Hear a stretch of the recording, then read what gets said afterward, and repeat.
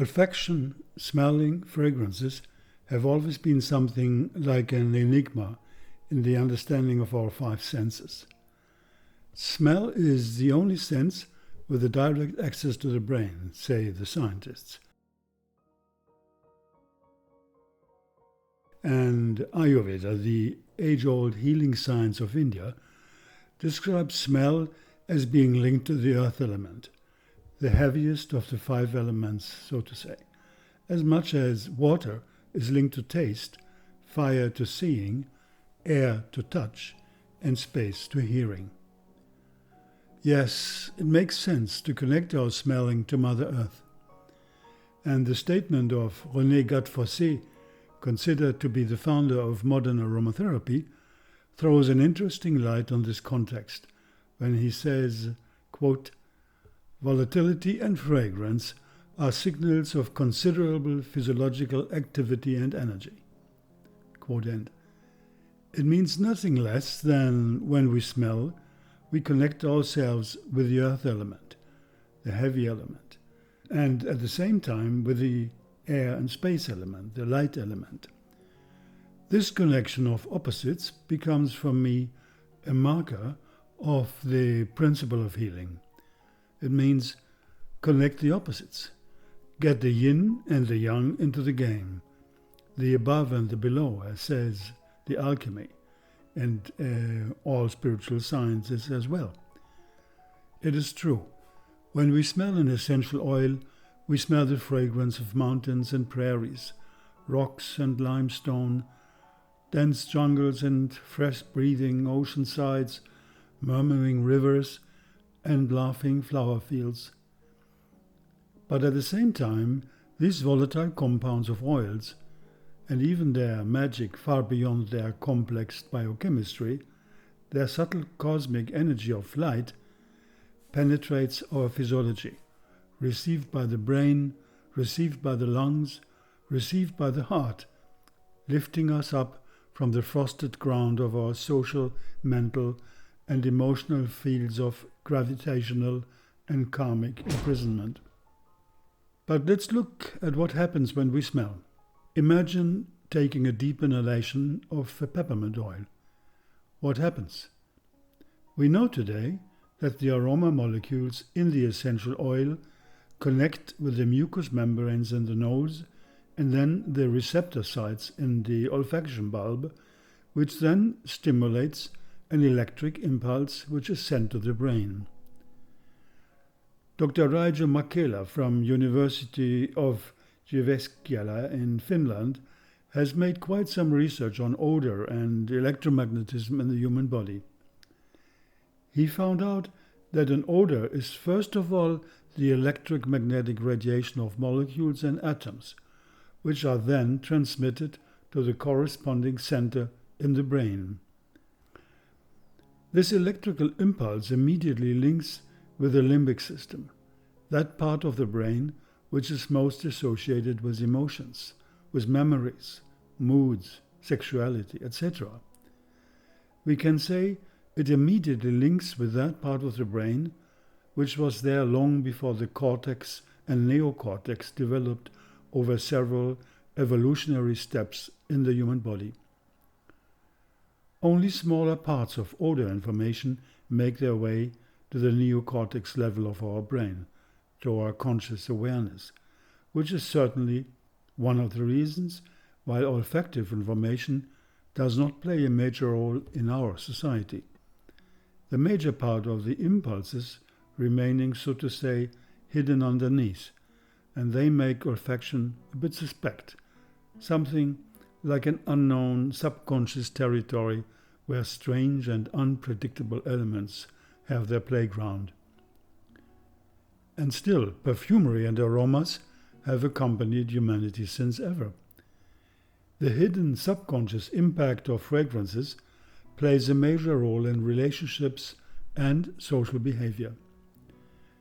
It triggers largely invisible psychological responses of sympathy and antipathy, likes and dislikes, attractions and aversions. Indeed, many of our subconscious perceptions are first based on the sense of smell. In German one says, I cannot smell him. That means, I totally dislike him. Ich kann ihn nicht riechen in German. The electricity of odor also explains the high sensitivity of animals to odor. The electromagnetic radiation creates automatically a field resonance, even at large distances. A shark, for example, can smell electromagnetically. He can smell blood or panic of swarms of fish traveling through the water from far away. And a dog can smell storm long before it strikes. Olfaction, according to Valerie Ann Werwood, is, quote, the most direct interface between the brain and the outside world. But not only this, olfaction is also the most direct interface between the conscious and the subconscious part in us. Smelling can waken up the deepest memories hidden under the surface of our cognitive mind, mostly via the amygdala, the body's stress and anxiety switch. Smelling can also evoke traumas, forgotten experiences, suppressed emotions, and free, in an instant, sometimes, our consciousness from blockages which have obstructed our original fearless, happy, and self-content state. It is possible that with a single aromatic experience, we can get into sudden contact with our, as the Vedas in India say, with our body of bliss, the Anandamaya Kosha, as defined by the ancient Vedic seers in India as our innermost energy body. Smelling is such a miraculous gift, and we hardly know how much it influences us every day during the night around the clock. As we have seen, apparently the sense of smell is the most neglected sense of us humans. Maybe the mind, with its thinking, intellectualizing, calculating, etc., took over through the long span of human evolution on Earth. We know, as already mentioned, that numerous animals rely more on smell than on any other sense. But in terms of our personal chronicle of sense development, smelling is the first sense to appear in the human body. The first olfaction starts already inside the womb. The fetus smells before it tastes, feels, hears. And even the male sperm is attracted to the female ovum by a fragrance, which is identical with the scent of a flower, namely the lily of the valley. This is what Professor Hans Hutt at the Ruhr University of Bochum in Germany and his colleagues have found out. And who would contradict the direct relation of smelling and breathing? It is as if nature has wanted to link the vital function of breathing with a sense of smell, so that there is no escape from using this vital sense. All which smells, explains Professor Hutt in his research text Smelling, How It Happens, all which smells gives molecules into the air, according to vapor pressure on the molecular level. They come to our nose by breathing. Only when we breathe, we smell. We smell until the last breath of our life. The chemosensor system or chemoreceptor system of the olfactive brain is probably the oldest sensory system in the long span of evolution. End of quote. It was thought until not long ago that the human olfactive brain, or bulbus olfactorius, can distinguish between approximately 10,000 different olfactive patterns of fragrances in the human system. Recent research, however, states that we can differentiate between several hundred or thousands different odor inputs. Our nose is more performing than we supposed. Smelling actually began in the water, as Professor Hutt states. Here, quote, "The finding of cell partners and mating could only happen through the chemosensory system of smell. In all the species, when they left the water, the rhinocephalus or olfactive brain occupied still 50% of the brain at this time. And more receptor cells in a more complex environment developed from there on until the system reached about 1,000 to 1,200 different receptors. From there on, it decreased. Chimpanzees, for example, have only 600 to 800 different olfactive receptors, and human beings only 350. Yes, it is astonishing, but human beings have only kept 350 activable odor genes, which create the receptors of these more than 1,000 genes. In the relatively short span of evolution, we have lost 2/3 of our olfactive genes in our human genome responsible for smelling. Nevertheless, these 350 olfactive genes are still the biggest group of genes in the human genome, which shows how important the sense of smell is still for the human being. Again, Professor Hart, the human genome consists of about 1 million genes, out of which we can only use approximately 3%, that is 30,000. The rest, 97%, is so to say gene trash, stemming from the time of our animal ancestors. For example, the genes for fins, for tails, etc. Something which we still carry along and pass on unused in our genome due to our animal past in evolution. We have even genes of bacteria, viruses, insects, etc. But we still use and activate constantly 30,000 genes, out of which 350 genes are responsible for smell, as I said. So as we have seen, the human olfactive bulb can distinguish between hundreds of thousands of different olfactive patterns or fragrances, and our 35 million olfactive sensory cells are constantly renewed every 4 weeks. This is very important, because without this renewal of our olfactive cells, it would be impossible for us to smell anymore within a few years. This again shows how much nature cares for the sense of smelling, because our other brain cells do not have this capacity to renew themselves regularly. Each child, when it is born, comes to the world with a complete neutral attitude to all fragrances. Only when it smells a fragrance for the first time, it links the fragrance to a certain memory, to a certain interaction, experience, and thereby fills its olfactive memory with certain informations or evaluations which are simply based on the cultural environment.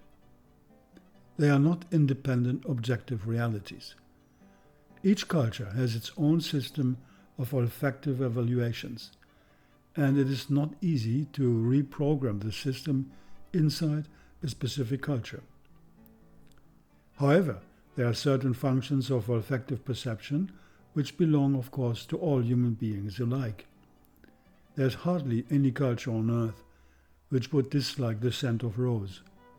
Certain plants, more than others, bring us into communion with the energy of the sun, reflecting our inner plant, our nervous system, which brings us into communion with our inner sun or our inner light or Atma. Plants and their essential oils bring us the love, the nourishing power of the sun, which is the same energy of all the stars, of all light. These cosmic energies emanated by plants thus nourish, sustain, and make grow our own astral body.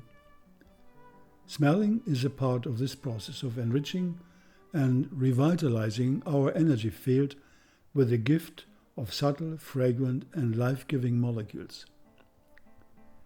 In the meantime, science states smell receptors have also been found to exist in other places, such as the intestines, the prostate, the kidneys, and the sperms. Now it turns out some of these receptors are in the human skin as well.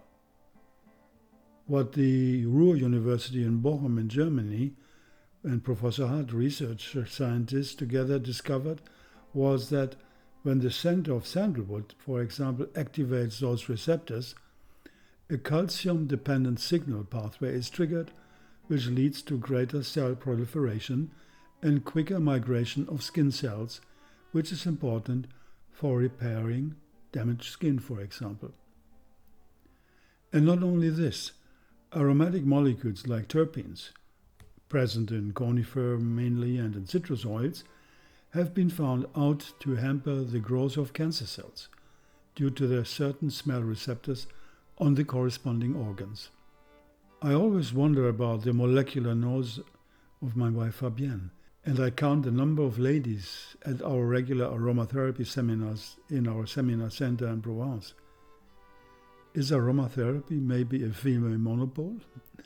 Well, Shirley Price, in her book Aromatherapy for Health Professionals, reminds us that according to research, women have, quote, more intense odor memories than men. Shirley Price also quotes research which shows that the capacity of smelling has an emotional side. Quote, it was found that females reacted faster to smells with emotional links than to neutral smells. Emotional states also augmented the intensity of odors for males. This is from Chen and Dalton 2005 research. And whether the liking or disliking of an olfactive experience has an influence on practical improvements of performances, etc., is still not 100% clear. Well, when essential oils, for example, of Bulgarian rose, of geranium and lavender, were diffused in a room of 48 medical students, there was a definite increase of concentration, attention span, work rhythm, and reflex times, independent of whether the participants liked or disliked the odors. Well, I would say the degree of disliking was probably quite small with such beautiful fragrances. They should have tested this with garlic oil. Not to speak on moods and emotions, which definitely change with pleasant or unpleasant fragrances. Many plants, and there are thousands, have specialized over time more on the olfactive or aromatic side of evolution, using the widespread sense of smell in nature for their strategies of defense. That is how the first essential oils came up. According to biologists, it happened approximately 200,000 years ago in the conifer family of plants. And since then, the multiplication of biochemical aromatic molecules has made an incredible run through time until it reaches us today in the world of aromatic fragrances and aromatherapy. Mother Nature really means it. I think she wants us to participate in the secrets of the earth and make ourselves, the orphans of the beyond, reconnect with the hidden astral potential of the plants, the soil sun beings who have mastered long before us the riddle of alchemistic transformation of the as above, so below. So the aromas and the beautiful fragrances are nature's seducers. One cannot withstand their magnetism, their power, their subconscious tricks. And that is how the message of nature for healing sneaks in. You just want to smell something, maybe nice, maybe interesting, and woof, something else shows up. Like to a man on one of our presentations in South India during an Ayurveda course.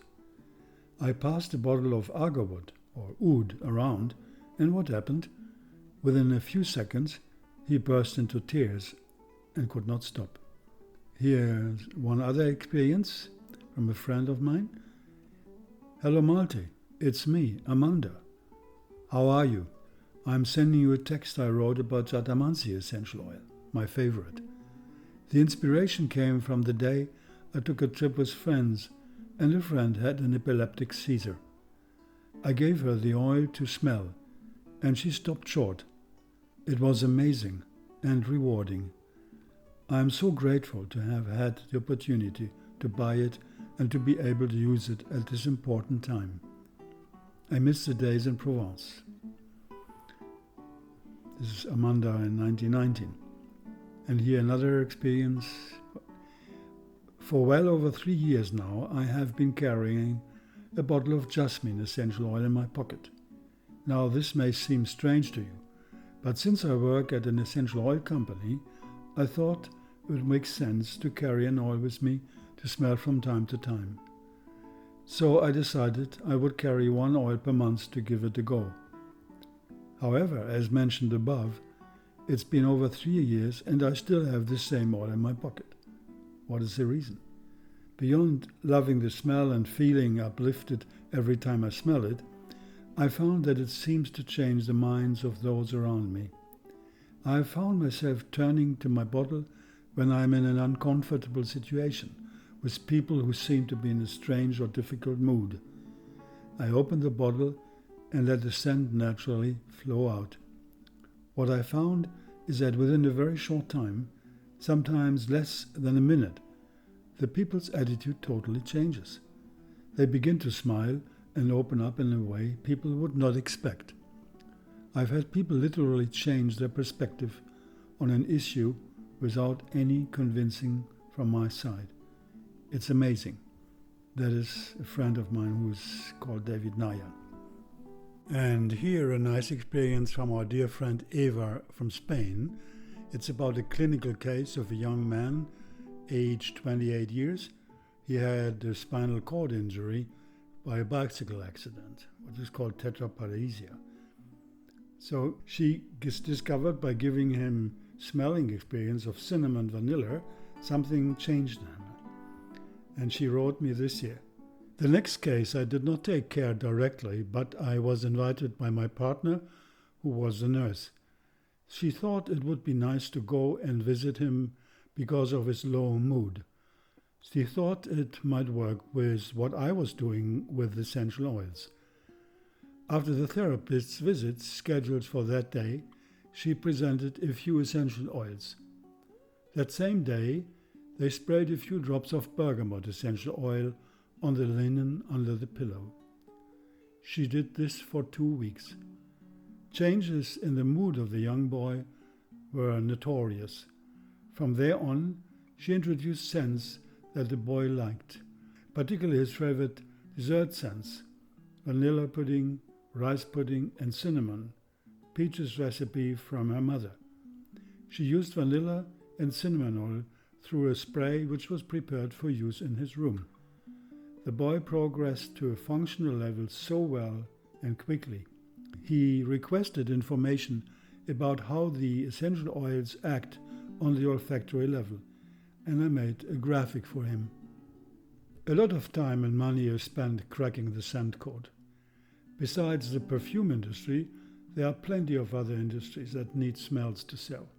Food industry, cosmetic industry, washing up powders and beverages, and so on, just to name a few, all make use of the power of fragrance. The industry has even learned how to trick our smelling sense. Take synthetic lemon juice, for instance, which only uses a few of the chemicals found in natural lemon scent, and yet we can identify it as lemon. A handful of scientists have suggested that the crude quality of a smell, such as its pleasantness or unpleasantness, is simply a case of molecular compactness. So the more compact an odorant molecule is, the nicer it might smell. However, it is also known that one same odorant molecule can smell nice when there isn't too much of it, and awful when there is a lot. Take indole, for example, which is an odor molecule found abundantly in feces, and yet it is used in very small amounts in perfumes. Inherited or not, purely for our survival or not, what a smell will never be able to take away from us are the beautiful memories, and no doubt the bad they are able to stir in us. Cancer research has made great progress in recent years. Under certain conditions, olive oil, for example, or ginger or cannabis can be effective against cancer cells. And now German researchers have made a discovery that could make a further important contribution to cancer prevention. Cancer cells have their own odor receptors, they found out. If certain oils are then associated with these receptors, the growth of cancer cells can be inhibited. There's one specific molecule group in essential oils which seems to be the number one attack force in case of cancer, and that is the compound group of terpenes, which we have mentioned already. Terpenes are a major molecular group occurring, as I said, in numerous essential oils, very strongly, specifically in citrus oils, such as lemon, grapefruit, bergamot, mandarin, and in the oils, as mentioned, of conifer trees, such as silver fir, black spruce, forest pine, etc. The chemical compound terpene, which is a main component of essential oils, is responsible for this. Until now, it was unclear exactly how this process works. In the study, the research scientists led by Hans Hutt at the University of Bochum were able to elucidate molecular mechanisms that led to a growth stop of cancer cells when terpenes were used. The scientists report that the decisive switch point for this is the scent receptor so-called OR1A2. According to this, the degenerated cells carry scent receptors on the cell envelope. The liver can therefore smell these substances. The cancer cells react to the terpene and stop growing.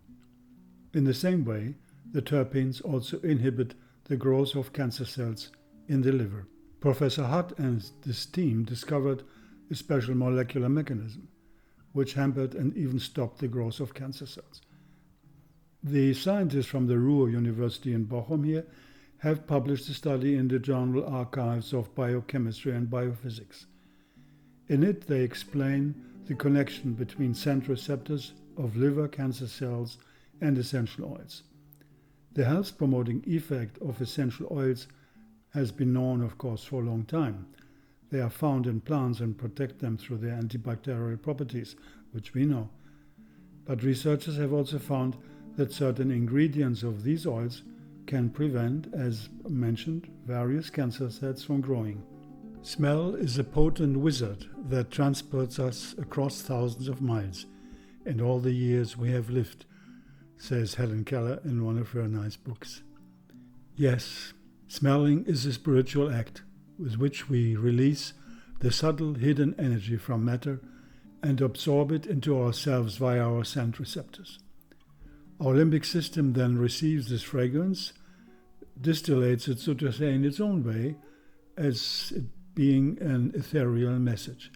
We say essential oils strengthen our etheric body. We participate in the eternal energy dance of matter between spirit and substance.